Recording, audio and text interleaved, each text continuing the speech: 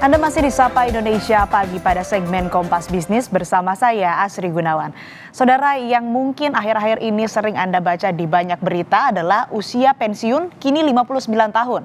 Ada yang berpikir, oh asik ternyata kita bisa nih kerja sampai usia 59 tahun. Usia pensiun bahkan nantinya akan 65 tahun.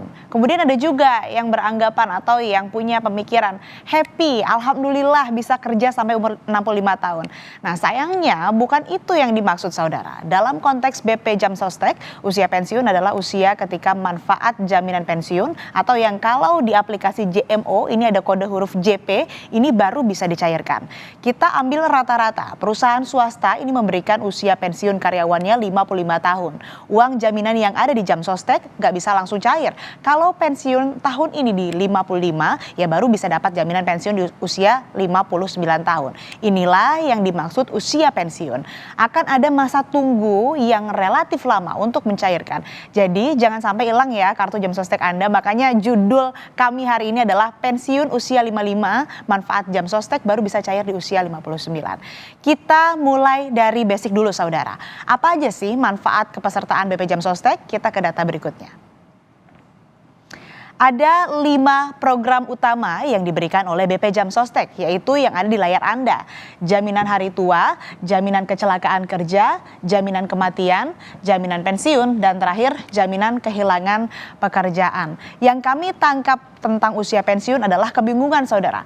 Manfaat yang mana? Jaminan hari tua atau jaminan pensiun? Gini, jaminan hari tua adalah program perlindungan yang diselenggarakan dengan tujuan untuk menjamin agar peserta menerima uang tunai apabila memasuki masa pensiun, mengalami cacat total tetap, atau meninggal dunia. Besarannya ini adalah akumulasi seluruh iuran yang telah dibayarkan ditambah dengan hasil pengembangannya. Akan cair pada usia 56 tahun. Lalu apa bedanya dengan jaminan pensiun? Nah, program ini berwujud uang tunai yang diterima setiap bulan. Nah, inilah yang kita bahas saudara. Kalau sesuai aturan, pensiun tahun ini cairnya di usia 59 tahun. Kecuali Anda pensiun di atas 59 tahun, itu baru bisa langsung cair. Nah, yang jadi masalah adalah ketika pensiun di usia 55 tahun, cairnya di 59 tahun. Ada waktu tunggu 4 tahun. Kami ambil dari laman BP Jam Sostek, manfaat bulanan tahun 2024 yang diterima pensiunan adalah minimum Rp393.500 dan maksimum Rp4.718.200. Usia manfaat jaminan pensiun akan bertambah tiap 3 tahun. Kita ke data selanjutnya. Nah benar saudara, uang pensiun baru bisa cair di usia tertentu, ini perlu dipahami. Landasannya adalah peraturan pemerintah nomor 45 tahun 2015 tentang penyelenggaraan program jaminan pensiun. Artinya ini bukan kebijakan baru, melainkan kebijakan yang sudah lama ada. 10 tahun lalu saudara ketentuannya jaminan pensiun 2025 cair di usia 59 tahun. Kemudian usia pensiun bertambah 1 tahun tiap 3 tahun yang pada akhirnya menyentuh batas akhir di usia 65 tahun. Inilah yang dikritisi atau bikin galau pekerja. Bayangin usia pensiun perusahaan kan 55 tahun tetapi manfaatnya baru bisa diambil, baru bisa dirasakan di usia 65 tahun. Nunggunya lama banget sampai 10 tahun. Banyak hal yang terjadi di rentang 10 tahun ini. Kalau jaminan bisa cair sesuai usia pensiun dari perusahaan masih bisa dimanfaatkan untuk hal-hal produktif. Apa risikonya kalau nunggu sampai 10 tahun? Nanti kita akan tanya ke expertnya. Ada beberapa sih peserta BP Jam Sostek dan kita akan lihat juga bagaimana kemudian kelanjutannya. Kita ke data berikutnya saudara. Nah, sampai tahun 2023 ada 901.000 lebih pemberi kerja dengan tenaga kerja terdaftar 61 juta orang dan tenaga kerja aktif 41,5 juta orang.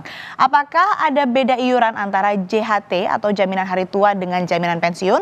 Jawabannya ada. Di JHT, peserta membayar iuran sebesar 5,7% dari upah bulanan. Ketetapannya 2% ditanggung pekerja dan 3,7% ditanggung perusahaan atau pemberi kerja. Sedangkan di program jaminan pensiun atau JP, ketentuan besaran iuran untuk pekerja pada pemberi kerja selain penyelenggara negara adalah 3%, di mana 2% ditanggung perusahaan atau pemberi kerja dan 1%-nya ini ditanggung oleh pekerja. Kita ke data berikutnya lagi saudara.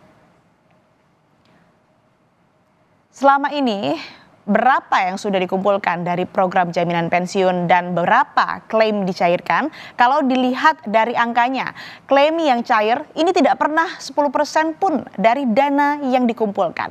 Misal, di tahun 2018 saudara, pendapatan iuran jam sostek 14,8 triliun rupiah, klaim cairnya 211,5 miliar rupiah. Kemudian kita lihat lagi di tahun 2019. Ini total iuran yang terkumpul ada 17,2 triliun rupiah. Tapi klaim yang cair ini 196,2%, begitu seterusnya sampai data terakhir di tahun 2022. Total dana ini mengendap di BP Jam Sostek sampai 20,7 triliun, yang cair adalah 649,4 miliar rupiah. Sampai sini semoga bisa dimengerti oleh Anda ya saudara, bahwa usia pensiun 59 tahun di tahun 2025 ini bukan berarti perusahaan wajib mempekerjakan Anda sampai umur 59 tahun. Tetapi ini adalah usia masa cair uang pensiun di BP Jam Sostek.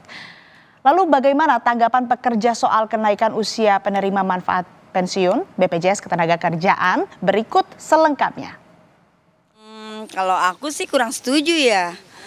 Alasannya jadi makin lama aku nyairin BPJS Ketenagakerjaannya. Kan lumayan kalau misalnya kayak kemarin tuh pemerintah 58 ya, sedang lah buat aku. Presiden Asosiasi Serikat Pekerja Seluruh Indonesia atau Aspirasi, Mirah Sumirat, punya catatan soal dampak kenaikan usia penerima manfaat pensiun BPJS Ketenagakerjaan yang harus diatasi pemerintah. Salah satunya soal masa tunggu pencairan manfaat pekerja yang terkena PHK. Ini berarti ada semacam tambahan waktu untuk mereka mendapatkan kepastian pekerjaan dan terus mendapatkan upahnya sampai kemudian mereka masih usia pensiun 59 tahun. Lalu yang kedua, ada pekerja atau buruh yang di PHK di tengah jalan dan itu usianya kebetulan 40 tahun. Artinya mereka harus menunggu waktu 19 tahun untuk bisa baru ngeklaim jaminan pensiunnya. Itu jalan keluar dari pemerintah untuk pekerja atau kasus ya pekerja buruh yang ter-PHK di tengah jalan agar mereka bisa mendapatkan atau ngeklaim jaminan pensiunnya tidak terlalu lama. Ada perusahaan yang menetapkan usia pensiun bagi para pekerja buruhnya di usia 45 tahun, di usia 50 tahun, intinya di bawah usia pensiun yang telah ditetapkan oleh peraturan perundangan. Ini butuh sanksi yang tegas, tindakan tegas dari pemerintah. Selanjutnya, saudara, anggota Dewan Ekonomi Nasional Arif Ansori bilang naiknya usia penerima manfaat pensiun BPJS Ketenagakerjaan akan bermanfaat pada kesejahteraan dan siklus pekerja. Di Indonesia datanya menunjukkan kita tuh dari anak ke umur 40 happy-nya berkurang. Tapi sampai ke umur 60 turun terus lagi gitu. Sampai ke 90 turun jadi nggak pernah meningkat gitu happiness-nya itu. Itu keanehan kita dan salah satunya mungkin karena isu ini, Mbak. Jadi kita harus optimalkan bagaimana supaya si umur pensiun itu diequilibriumkan supaya nanti ketika kita semakin aging gitu ya society-nya ya kita juga harus bisa membalanskan antara umur pensiun dengan memastikan mereka akan sejahtera gitu loh.